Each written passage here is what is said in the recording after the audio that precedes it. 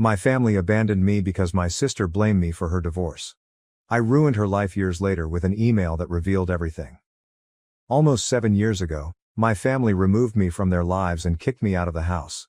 I, 29M, was 22 at the time and lacked the financial stability to rent an apartment on my own. What had transpired was so unexpected that I had no time to prepare, either psychologically or financially. My sister was the cause of all of this. My sister, Hannah, 37F, and I have never been close due to our huge age difference. She married her partner of 3 years, Pete, 39M, when she was 27 and they were married for 3 years. They divorced after 3 years of marriage because Hannah suspected Pete of having an affair with one of my friends. I had been living with my parents after college because I had recently begun working and wanted to save money before moving out. My parents were fine with the arrangement as well, until my sister announced her divorce. She returned home one day, crying uncontrollably, and stated that she had filed for divorce because her husband had been cheating on her for 6 months. Then she threw me under the bus for introducing my friend to him. My friend Emily, 28F, was attempting to gain weight, and Pete, who was a licensed dietitian, volunteered to help her. I had introduced her to him, and it turned out she was the one Pete had been cheating on my sister with. I was startled that this was occurring because, while Emily and I were not particularly close, I thought she was a decent lady who would never become involved with a married man. Furthermore, dishonesty was out of character for Pete as well. He was completely charmed with Hannah and only had positive things to say about her, so I found it quite difficult to think he cheated on her.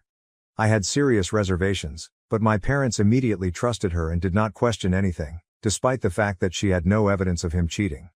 They simply accepted her word for it. I'm not going to hold it against them since they would prefer their own daughter over their son-in-law regardless of who was correct. What I didn't understand was why they so quickly kicked me out simply because Hannah said so. She stormed in one day, had a tantrum, and persuaded my parents to kick me out merely because I had introduced Emily to Pete. She blamed me for destroying her marriage, and my parents agreed for some reason. I was upset and tried to stop my parents, but they refused to listen. They warned me that if I didn't leave, they would kick me out. In only one day, I had lost both my family and my home and had no idea where to go. I was sobbing on the pavement with all my belongings for about an hour before I was able to gather myself and go to a friend's house for the night. I tried phoning them every day for the next 2 days but had no success. My friend was gracious enough to let me stay at his house until I could find an apartment for myself. Unfortunately, my parents were convinced that I was in the wrong and was to blame for the divorce.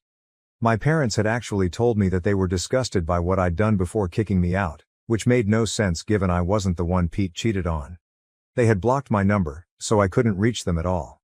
When I attempted to visit them, my mother threatened to call the cops if I did not leave. After that, I concluded they were serious and blamed me for whatever had transpired. I don't suppose I had any reason to be surprised, given that my sister was always the favorite child. My parents had never intended for a second child, so I was constantly sidelined.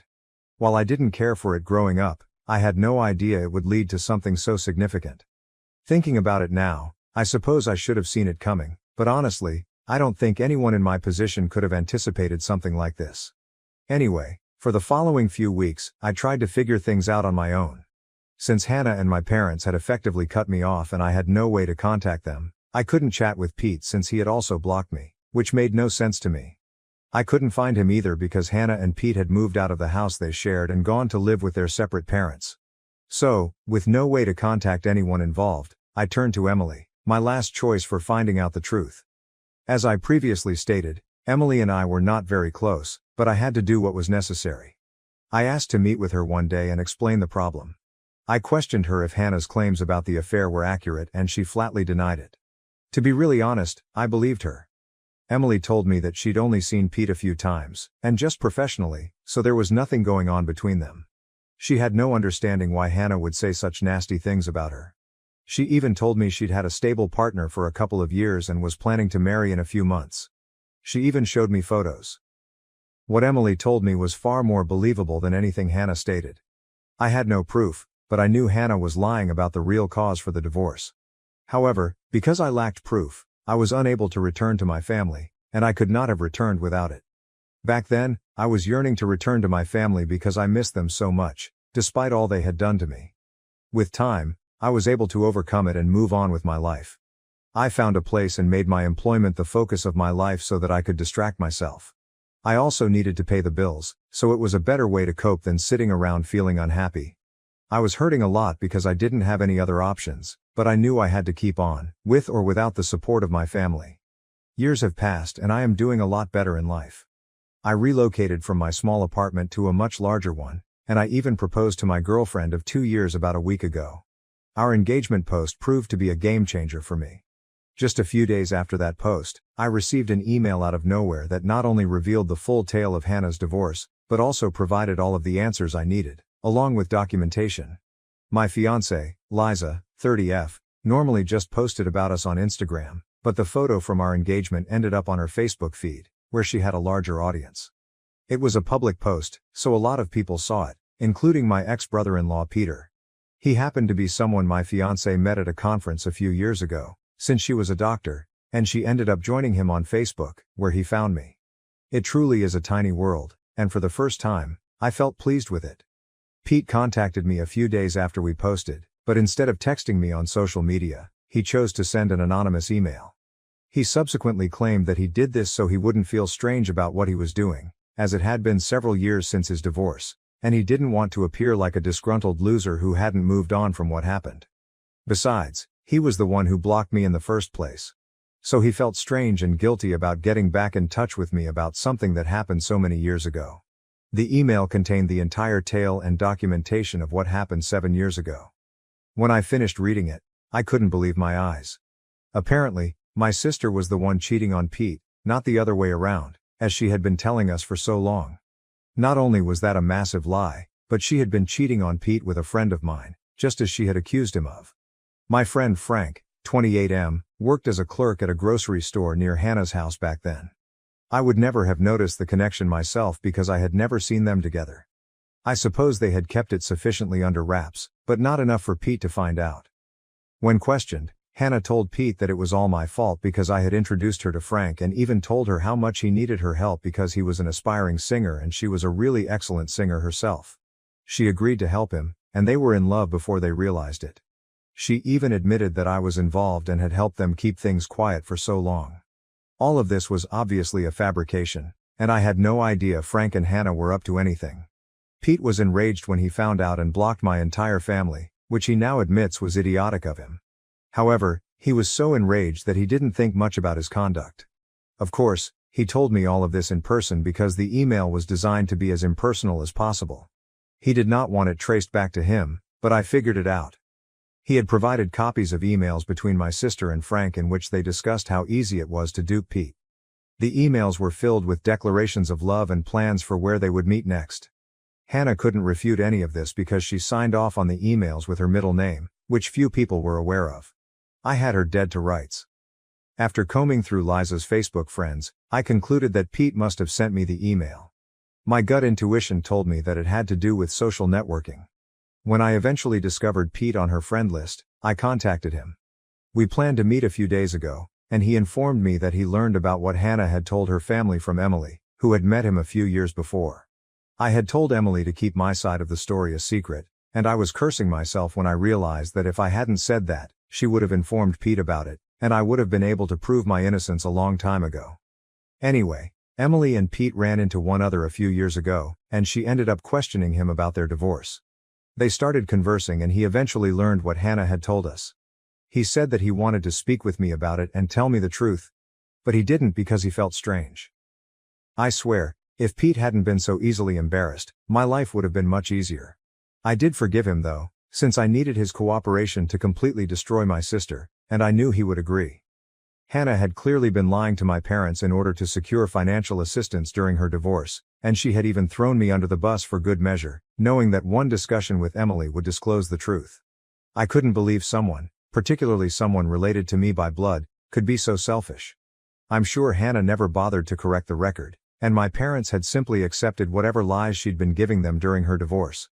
She knew that if the truth about her being the cheater was out, she would be in serious danger, and she simply couldn't risk it. That's too bad. The truth had finally come out, and I was going to use it to ruin her life, just as she had ruined mine all those years before. I had not seen my family in 7 years, so I wasn't sure if they still lived in the same house, but they hadn't moved. I checked this with an old neighbor before arriving, and I was relieved to discover that Hannah was still living with them as well. That didn't surprise me because Hannah had always been a couch slug who loathed doing her own job. If she could live with our old parents and have them perform all of her duties, she would. Anyway, 2 days ago, Pete and I unexpectedly arrived at their place. My mother answered the door, and we hardly gave her time to process what was occurring before we walked in. My father and Hannah were also present in the living room. We were back together as one happy family, but only for a short time. Their faces turned nasty as soon as we entered. My father instantly threatened us, saying he'd call the cops if we didn't leave. But I shot back, telling him he could do whatever he wanted once he saw the documents we were about to show them. My parents looked perplexed, but Hannah looked like she was about to vomit and excused herself, heading to her room. I assumed she was trying to flee, but there was no use in doing so. Pete then proceeded to show my parents the divorce papers and screenshots of Hannah and Frank's correspondence, while I described the true story. Pete also told my parents that Hannah had to give up our family heirloom, my grandmother's diamond ring. In the settlement, she had to sell the ring because she couldn't afford to pay him the money. She is a high school teacher. My parents were already terrified by what we had told them, and this was simply the cherry on top. We watched the drama unfold as my father demanded an explanation from Hannah for all that had occurred. Despite all of the evidence against her, she continued to lie and cover up the truth, so my father kicked her out. He packed her belongings for her, handed her the bags and then told us all to leave their house. I didn't need to be told twice before leaving with Pete, as my sister cried and pleaded with my parents to let her back in, just like I did all those years ago. This was excellent karma, and I could not be happier. It's been a few days since then, and my sister just arrived at my house a few hours ago, insisting that I immediately make amends with my parents. I had no idea how she located me, but I informed her that I no longer owed her anything. She had ruined my life once, so I returned the favor and we were now equal. I swear she had no pride left because the moment I said that, she burst into tears and accused me of being a monster. I didn't care about her drama and closed the door as she began to sob uncontrollably. I just put on my headphones and listened to music as Liza, my fiancée, worked in her study, so that neither of us would be disturbed. Hannah eventually departed, but not before leaving a message with a marker on my door, reminding me that I was nothing more than a vengeful monster. To be honest, I see nothing wrong with what I did and have no regrets.